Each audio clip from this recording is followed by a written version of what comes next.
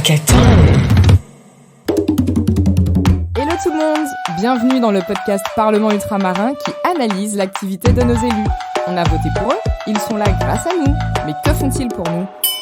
La séance est ouverte. Bonjour à tous, la séance est ouverte. Bonjour à tous et bienvenue dans ce nouvel épisode de Parlement Ultramarin. Bon, je sais, on a dit que la séance était ouverte, mais exceptionnellement aujourd'hui, on va un peu changer de décor et quitter le Parlement. Je vous explique. Ce mois-ci, on va parler de la Nouvelle-Calédonie et de son avenir institutionnel. Je suis heureux de revenir ici, à Nouméa. Vous m'avez manqué. Ça, c'était Emmanuel Macron le 26 juillet 2023 en direct de Nouméa. 2 ans plus tôt, la Nouvelle-Calédonie a voté pour le dernier des 3 référendums sur son indépendance. Les indépendantistes de partout, je vous vois venir. Vous allez me dire « Oh, comment ça on leur a proposé ça et pas à nous ?» En fait, ça a été dealé il y a 36 ans, au moment des accords de Matignon en 1988. Bon, les historiens ne m'en voulaient pas trop, mais on va la faire en accéléré. Il faut savoir qu'il y a toujours eu des tensions entre les communautés kanaks, qui sont originaires du Caillou, et les métropolitains qui ont colonisé. Au fil des années, les divergences ont évolué en 2 groupes politiques. Aujourd'hui, on a les partisans de l'indépendance, qui sont réunis dans une formation qui s'appelle le Front de Libération Nationale Kanak et Socialiste, le FLNKS, et en face, on a les loyalistes, qui sont donc contre l'indépendance et pour le maintien du territoire dans la République française. Comme je vous disais, il y a donc toujours eu des tensions. À partir des années 80, elles se sont accrues et transformées en violence avec le pic du drame d'Ouvéa en 1988. Je vous raconte rapidement. Le 22 avril, sur l'île d'Ouvéa, des indépendantistes kanaks attaquent une gendarmerie, tuent 4 gendarmes et font 27 otages. Une partie est libérée quelques jours après, mais pas l'autre partie qui reste introuvable jusqu'au moment où on apprend qu'il se trouve dans une grotte. L'assaut est donné le 5 mai et il est archi-violent. 2 membres des forces de l'ordre sont tués, mais aussi 19 kanaks qui sont exécutés, et ça, c'était illégal. Évidemment, la situation devient explosive. Pour calmer le jeu, le président de la République François Mitterrand et son premier ministre Michel Rocard proposent un accord signé par l'État, les indépendantistes et les loyalistes. Ce sont les accords de Matignon signés en 1988. On va pas rentrer dans les détails, mais grosso modo, il fixe une période de 10 ans de transition, avec à la fin la possibilité pour les Néo-Calédoniens de se prononcer sur leur avenir dans la France. Au bout de ces 10 ans, bim, nouvel accord. C'est l'accord de Nouméa, signé le 5 mai 1998 par le premier ministre de l'époque Lionel Jospin, un représentant indépendantiste kanak et un représentant loyaliste. À partir de ce moment, le fonctionnement de la Nouvelle-Calédonie va complètement se démarquer des autres territoires d'outre-mer. Cet accord acte définitivement le principe d'une grande autonomie de la Nouvelle-Calédonie vis-à-vis de Paris. Il prévoit aussi 3 référendums d'autodétermination pour que les Calédoniens puissent décider s'ils veulent rester dans la France ou être indépendants. Les 3 référendums doivent avoir lieu au bout d'une période de 20 ans, c'est-à-dire à partir de 2018. À l'issue, la Nouvelle-Calédonie aura un nouveau statut qui sera inscrit dans la Constitution française. Mais quel statut ? C'est toute la question aujourd'hui, car l'accord prévoit juste que les partenaires se réunissent pour étudier la situation ainsi créée. Je cite, On va pas anticiper, mais pour votre culture G, sachez que c'est à partir de l'accord de Nouméa que la Nouvelle-Calédonie a obtenu ses propres institutions. Un Sénat coutumier, un congrès, un gouvernement collégial et surtout un président du gouvernement. Toutes ces institutions ont des pouvoirs et des compétences qui sont bien plus larges que celles des collectivités de Guyane ou de Martinique, par exemple. En fait, la France n'a gardé que les compétences régaliennes, c'est-à-dire la défense, la sécurité, la justice et la monnaie. Alors, la Nouvelle-Calédonie a aussi des élus à l'Assemblée nationale et au Sénat à Paris, 2 partout. Mais ce ne sont pas vraiment eux qui nous intéressent pour comprendre ce qui se joue aujourd'hui. Je vous ai dit que l'accord de Nouméa instaurait 3 référendums. Eh bien, ça y est, ils ont eu lieu.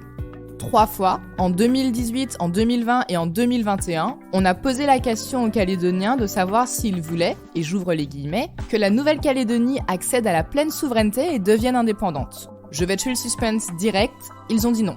Mais avant d'analyser le résultat, il faut quand même que je précise un truc important. En Nouvelle-Calédonie, on dit que le corps électoral est gelé, c'est-à-dire que seulement une partie de la population peut voter selon des critères préétablis au moment de l'accord de Nouméa. Le but, quand ça a été instauré, c'était de donner plus de poids aux Kanaks qui sont minoritaires dans la population. Y toucher, donc, c'est potentiellement changer les équilibres politiques. C'est pour ça que la question est super sensible et qu'elle est très très importante dans la suite des négociations qui ont lieu aujourd'hui. Mais pour l'instant, revenons-en à nos 3 référendums. Les 3 référendums ont eu lieu. La Nouvelle-Calédonie est française parce qu'elle a choisi de rester française. À 3 reprises, les Calédoniens ont répondu non à l'indépendance du Caillou. La première fois en 2018 avec 56,70% des voix, la deuxième fois en 2020 avec 53,26% des voix, et la troisième fois en 2021 à 96,49%. Ça vous choque le décalage sur le troisième résultat ? Les loyalistes se seraient-ils multipliés comme des petits pains entre 2020 et 2021 ? Pas du tout. Le troisième référendum a été organisé en pleine épidémie de coronavirus et les indépendantistes, qui estimaient qu'ils n'avaient pas pu faire campagne correctement, ont demandé le report du scrutin. Mais ils n'ont pas obtenu gain de cause et donc, ils ont appelé à le boycotter. Leur consigne a été très suivie par les militants et la participation globale a chuté à 43% alors qu'elle dépassait les 80% les 2 premières fois. Bien sûr, les indépendantistes ont annoncé qu'ils ne reconnaissaient pas du tout le résultat de ce dernier référendum et ils ont intenté des recours devant la justice. Et ensuite, ensuite plus rien. Plus rien pendant un bon moment. Les indépendantistes ont boudé pendant genre 1 an et demi. Et puis finalement, en mai 2022, ils se sont dit « Ok, on va revenir à la table des négos, parce que quand même, on va rien gagner en boudant dans notre coin. » Non, je rigole, mais à peine. Bref, en mai 2022, juste avant les élections législatives, ils se sont mis d'accord pour arrêter de se diviser entre eux. Parce que, oui, comme dans tout mouvement politique qui se respecte, il y a plusieurs partis et nuances indépendantistes qui se font la guerre. Donc, avant les législatives, ils mettent de côté les disputes pour présenter un seul candidat et avoir plus de chances de récupérer les 2 circonscriptions qui étaient jusque-là aux mains des loyalistes. Devinez quoi ? Ça n'a pas marché. Les 2 députés qui siègent à l'Assemblée nationale aujourd'hui sont membres du groupe Renaissance, le parti d'Emmanuel Macron, et ils font partie des loyalistes. Après ça, clairement, c'était pas la fête chez les indépendantistes. Faut dire aussi qu'il y a eu plein de petits rebondissements, ou plutôt de petits couacs à Paris, qui les ont, on va dire, vexés. Déjà, il y a eu la nomination de Yaël Braun-Pivet comme ministre des Outre-mer. Jusque-là, tout va bien. Sauf qu'elle a démissionné à peine 1 mois plus tard pour se faire élire à la présidence de l'Assemblée nationale. Pas de bol, dans toute cette affaire d'élection, elle a annulé à la dernière minute une visite prévue en Nouvelle-Calédonie. Ça fait un peu mauvais genre et les indépendantistes l'ont plutôt mal pris. Ensuite, en juillet, il y a eu la nomination d'un nouveau gouvernement avec un nouveau ministre des Outre-mer. Mais pas tout à fait. Le portefeuille des Outre-mer a été intégré dans celui du ministère de l'Intérieur dirigé par Gérald Darmanin. Il y a eu la nomination d'un ministre délégué aux Outre-mer, Jean-François Carenco. Vous vous rappelez ? On a un peu parlé de lui dans les premiers épisodes. Mais bon, comme nous, les Outre-mer, on a pas mal de différences et de spécificités par rapport à l'Hexagone. Le fait de ne pas avoir un ministère bien à nous a beaucoup énervé nos élus. Ils ont considéré que le ministère des Outre-mer avait été placé, je cite, sous tutelle, et autant vous dire que c'est plutôt péjoratif. Donc nos élus ont babillé, mais en vrai ça n'a rien changé, rien du tout. C'est toujours comme ça aujourd'hui, sauf que le ministre délégué s'appelle Philippe Vigier. Enfin, je vous dis ça alors qu'il y a un remaniement dans l'air à l'heure où j'enregistre ce podcast et que potentiellement ça va changer. Mais bon bref, je ne suis pas Madame Irma, alors on verra bien, et si le nom du ministre change d'ici à ce que vous écoutiez l'épisode, au moins vous saurez pourquoi.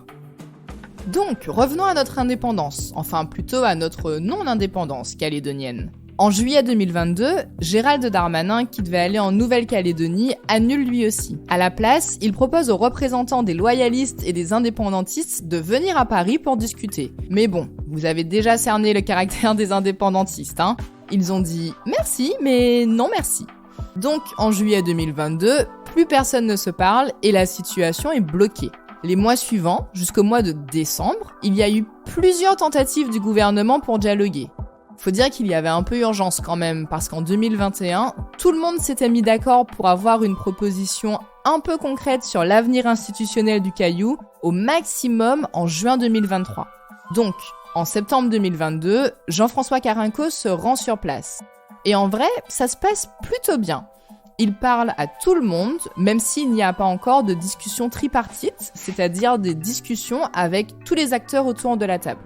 En octobre, on passe au niveau au-dessus. Cette fois, c'est la première ministre, Elisabeth Borne, qui envoie l'invitation aux deux camps pour venir discuter à Paris. Sauf que là, c'est un flop. Les indépendantistes décident finalement de ne pas venir parce qu'ils contestent toujours le résultat du 3e référendum. Bye bye les espoirs de discussion tripartite. En fait, il va falloir attendre le mois de décembre 2022 pour que la situation se débloque un peu. Cette fois, Gérald Darmanin se déplace en personne et pour une semaine en Nouvelle-Calédonie. Il va y retourner en mars 2023 et là, enfin, quelque chose de concret en ressort. Alors, ne vous emballez pas, ce n'est pas non plus le nouvel accord du siècle qui va tout résoudre. C'est juste un nouveau rendez-vous fixé à Paris au mois d'avril. Le gros point positif par rapport aux précédents échecs, c'est que cette fois, les indépendantistes ont promis qu'ils viendraient. Donc, avril 2023, les réunions ont lieu, elles se passent plutôt bien, mais chacun reste toujours dans son coin. D'un côté, les indépendantistes du FLNKS réclament, ouvrez les guillemets, une accession à la pleine et entière souveraineté en 2025. De l'autre côté, les loyalistes réclament, là encore, ouvrez les guillemets, une ligne d'horizon fixée sur le droit à l'autodétermination.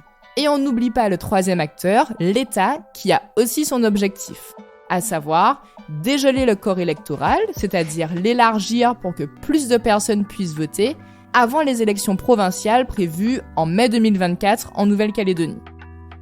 Petite pause ici, parce qu'on va faire une digression.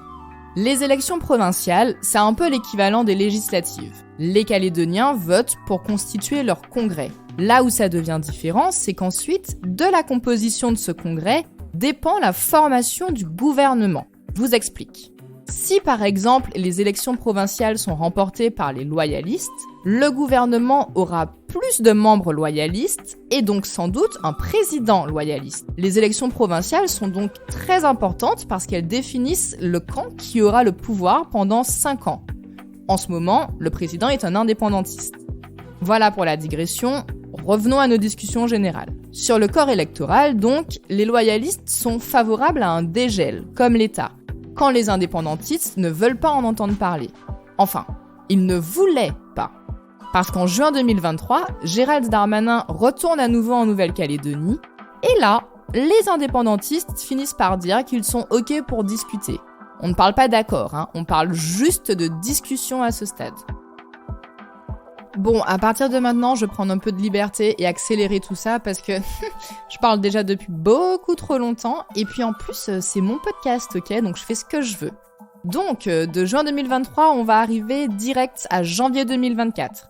En 6 mois, qu'est-ce qu'il s'est passé ? En juillet 2023, Emmanuel Macron lui-même s'est rendu en Nouvelle-Calédonie. C'était sa toute première visite depuis que les 3 référendums ont eu lieu.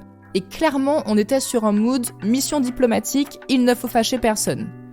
Pendant sa visite, il a fixé un calendrier pour la suite des discussions. On l'écoute. Je souhaite qu'une révision de la Constitution de la Ve République puisse intervenir début 2024. Il s'agira d'une révision constitutionnelle dédiée à la Nouvelle-Calédonie, parce que votre histoire originale au sein des institutions de la République le justifie, et parce que la Nouvelle-Calédonie demeurera une collectivité à part, disposant de son propre titre au sein de notre Constitution. Vous l'avez compris donc, à très court terme, il nous faut avancer sur le dégel du corps électoral pour les provinciales qui doivent se tenir en 2024. Il nous faut ensuite avancer sur cette citoyenneté calédonienne et la construction d'une citoyenneté pleine, substantielle. Et il nous faut enfin bâtir ce statut nouveau, tel que nous voulons le faire. Alors, peut-être celui-ci pourra-t-il se faire en quelques mois. Je le souhaite, mais je ne veux presser personne. Et sur ce point et sur le sujet du statut, il doit se construire dans le consensus. le respect de chacun, l'écoute, mais l'écoute active, l'écoute où aucune chaise ne reste vide et où chacun propose. Après ce discours, les discussions ont continué et, incroyable mais vrai, en septembre 2023 a eu lieu la toute première réunion tripartite entre État, loyalistes et indépendantistes à Matignon. C'est peut-être anecdotique pour vous, mais je vous rappelle que c'est la première du genre depuis 2019, quand même. Alors, de quoi ont-ils parlé ? Eh bien d'un projet, élaboré et présenté par l'État un petit peu avant, avec dedans 3 points qui nous intéressent particulièrement. Primo, le texte proposé réaffirme que même si la Nouvelle-Calédonie est restée française après les 3 référendums, on ne touche pas à la citoyenneté néo-calédonienne qui a été créée par l'accord de Nouméa et à d'autres acquis qui ont été mis en place à ce moment-là.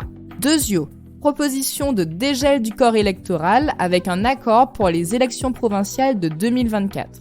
Et tertio, il contient la réaffirmation du droit à l'autodétermination, mais cette fois sans calendrier. Qui veut dire qu'à un moment X, mais pas avant environ 50 ans quand même, et avec certains préalables, les Calédoniens pourront être amenés à revoter sur la façon dont ils se positionnent par rapport à la France. Et ils signèrent l'accord et vécurent heureux. Lol, non, pas du tout. Le projet d'accord n'a pas été signé parce que, évidemment, il y avait des points contestés par les parties. Aujourd'hui, les discussions sont encore une fois en train de patiner et clairement, ça fiche en l'air le calendrier souhaité par Emmanuel Macron. Parce qu'au-delà des discussions sur la Nouvelle-Calédonie, le président de la République a annoncé qu'il y aurait un congrès, c'est-à-dire un vote de l'Assemblée nationale et du Sénat réunis, au mois de mars 2024 pour discuter de sujets nationaux. Par exemple, l'inscription de l'IVG dans la Constitution. Mais vu que les discussions sont bloquées sur la Nouvelle-Calédonie, ça risque d'être très compliqué d'avoir de vraies propositions solides d'ici là pour les soumettre au Congrès, aussi bien sur le dégel du corps électoral que sur l'avenir institutionnel. Mars, ce n'est que dans 3 mois, et je vous rappelle qu'il a fallu 4 ans avant que tout le monde se remette autour de la table. Alors pour Noël, j'abuse un petit peu, le lendemain de Noël, le 26 décembre, Elisabeth Borne a concrétisé les choses après avoir demandé un avis au Conseil d'État. Elle a annoncé que le gouvernement allait proposer une réforme constitutionnelle pour dégeler le corps électoral au premier semestre 2024. Mais, pour ne fâcher personne, elle a aussi promis que si les loyalistes et indépendantistes trouvaient un accord avant le 1er juillet, la réforme proposée par le gouvernement ne serait pas appliquée. Et dans la foulée, elle a annoncé une loi pour reporter les élections provinciales après mai, histoire de laisser un peu plus de temps aux discussions. Vous l'avez compris, le dossier calédonien est très loin d'être bouclé. On va sûrement devoir en reparler, peut-être en 2024 ou peut-être beaucoup plus tard, vu comment ça avance lentement depuis l'accord de Nouméa. En tout cas, moi j'ai très hâte parce que je ne vous cache pas que j'adore ce sujet. J'espère qu'il vous a autant plu et je vous donne rendez-vous pour le prochain épisode de Parlement Ultramarin en février. Et voilà, c'est tout pour aujourd'hui, la séance est suspendue. N'hésitez pas à nous faire des retours sur les réseaux, à nous mettre 5 étoiles et à partager autour de vous pour faire entendre les voix ultramarines. Au paquet